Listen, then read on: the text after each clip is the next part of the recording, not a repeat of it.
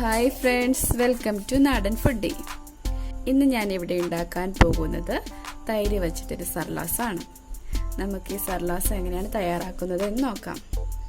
അതിനായി ഞാനിവിടെ തൈര് എടുത്തിട്ടുണ്ട്, പിന്നെ കുറച്ച് സവോള, പിന്നെ കുറച്ച് തേങ്ങയും ഒരു പച്ചമുളകും ഒരു ചെറിയ കഷ്ണം ഇഞ്ചി. ഈ തേങ്ങ എടുത്ത് എന്താന്ന് വെച്ചിട്ടുണ്ടെങ്കിൽ നമ്മുടെ സർലാസിന് നല്ലൊരു ടേസ്റ്റ് കിട്ടും, തേങ്ങ കൂടി ചേർത്തിട്ടുണ്ടെങ്കിൽ. ഇനിയിപ്പം നമുക്ക് ആരെങ്കിലും ഗസ്റ്റ് വന്നു, അപ്പോൾ തൈര് കുറച്ചേ ഉള്ളൂ, നമ്മൾ എന്തെങ്കിലും ഫുഡിന് സർലാസ് കൊടുക്കണം, അപ്പോൾ തികയോ എന്ന് ഡൗട്ട് ഉണ്ടെങ്കിൽ നമുക്ക് എത്രയാണോ തൈര് എടുത്തിട്ടുള്ളത് അതിനോടൊപ്പം കുറച്ച് തേങ്ങയും കൂടെ അരച്ച് ചേർത്ത് കൊടുത്തിട്ടുണ്ടെങ്കിൽ നല്ല ടേസ്റ്റും ഉണ്ടാകും. പിന്നെ തൈര് കുറവാണ് എന്നുള്ള പോരായ്മയൊന്ന് മാറിക്കിട്ടും.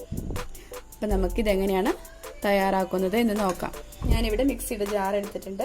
അതിലേക്ക് എടുത്തു വച്ചിരിക്കുന്ന തേങ്ങയും പച്ചമുളകും ഇഞ്ചിയും കൂടെ ഇട്ട് കൊടുക്കാം.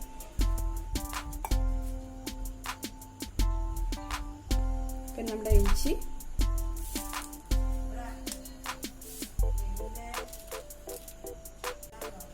പച്ചമുളകും കൂടെ ഇട്ട് കൊടുത്തു. നമുക്ക് നന്നായിട്ടൊന്ന് അരച്ചെടുത്തോണ്ട് വരാം. ഞാനിവിടെ നല്ലതുപോലെ അരച്ചുകൊണ്ട് വന്നു.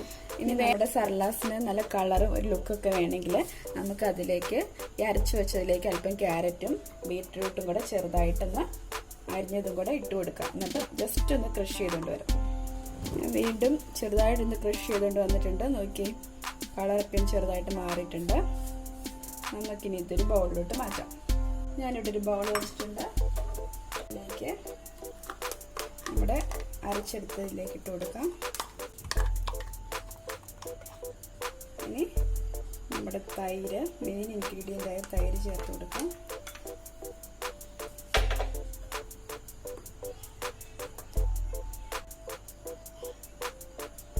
സവോള ചേർത്ത് കൊടുക്കാം. എന്നിട്ട് മിക്സ് ചെയ്യാം.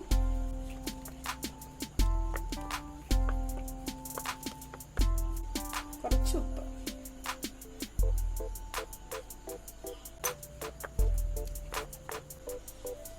ഉപ്പ് നോക്കിയിട്ട് കുറവാണെങ്കിൽ വീണ്ടും ഇച്ചിരി ഇട്ട് കൊടുക്കണേ. ഞാൻ ഇട്ടത് കറക്റ്റാണ്, പാകത്തിന് ഉപ്പുണ്ട്. ഇച്ചിരി ചില്ലി ഫ്ലേക്സ് വെച്ച് നമുക്കൊന്ന് ഗാർണിഷ് ചെയ്തെടുക്കാം. മല്ലിയിലയും ഇട്ട് കൊടുക്കാം. വളരെ പെട്ടെന്ന് തന്നെ നമ്മുടെ സർലാസ് ഇവിടെ റെഡി ആയിട്ടുണ്ട്. തൈരിപ്പോൾ വീട്ടിൽ കുറവാണുള്ളതെങ്കിൽ ഇതുപോലെ തേങ്ങ അരച്ച് ചേർത്ത് കൊടുത്തിട്ടുണ്ടെങ്കിൽ നല്ല ടേസ്റ്റും ആയിരിക്കും. അതോടൊപ്പം നമുക്ക് എളുപ്പത്തിന് സർലാസും തയ്യാറാക്കി എടുക്കാൻ സാധിക്കും. ഈ റെസിപ്പി നിങ്ങൾക്ക് ഇഷ്ടമായെങ്കിൽ തീർച്ചയായും ലൈക്ക് ചെയ്യണം. അതോടൊപ്പം എൻ്റെ ചാനൽ സബ്സ്ക്രൈബ് ചെയ്യാത്തവർ സബ്സ്ക്രൈബ് ചെയ്യുകയും തൊട്ടടുത്തുള്ള ബെൽ ഐക്കൺ കൂടി ക്ലിക്ക് ചെയ്യുകയും വേണം. താങ്ക്